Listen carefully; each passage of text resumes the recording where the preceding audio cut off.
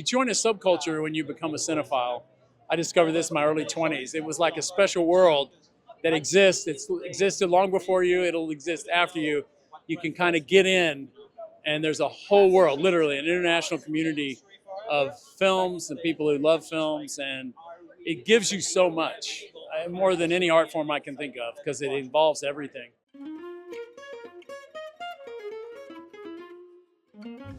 I'm more of a Truffaut girl. He co-wrote Breathless, so. He did technically co-write Breathless, which is it's a deep cut. He co-wrote The Treatment because there was no script, famously for Breathless. So you can't say that he really wrote the script. But I love what Godard represents for cinema, and also what he can inspire in young filmmakers now. And I can't help but I rewatched Slacker 2 weeks ago, and I can't help but see Rick being inspired by Godard, and also Rick kind of being the Godard of my generation.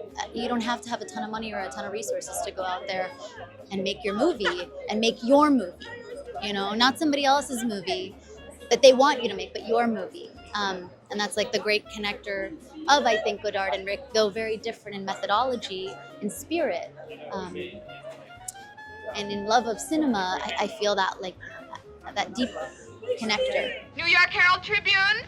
New York Herald Tribune. For all the stuff that you would feel nervous about making this movie, when you're an actor, I just felt like I was a little part of making Rick's childhood dream come true. He loves Godard, he loves New Wave, and I feel like he made this movie to meet his heroes, to say thank you to them. So I got to just be a small part of that. Une belle américaine et une belle américaine.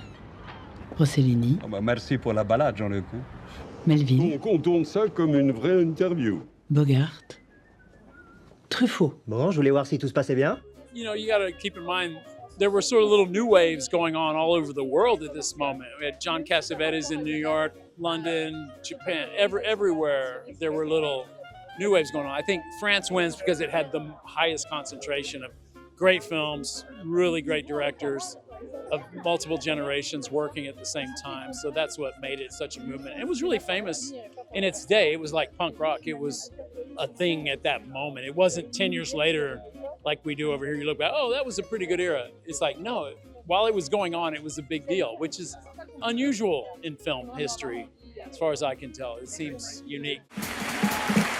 Aujourd'hui, tout le monde adore la Nouvelle Vague. My favorite new wave film, it was Pierrot Le Fou, because this is a movie that only can be a movie. It couldn't be a book or a play or a picture. This is really a poem of cinema that doesn't really make sense the first time you watch it.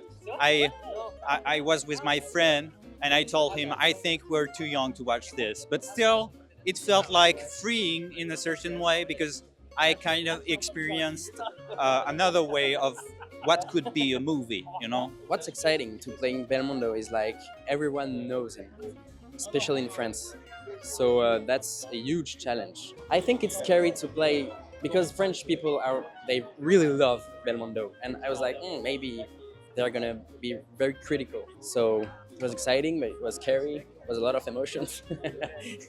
I think he was always smiling, and he was always kind. And he was so chill. This physical, it's smooth.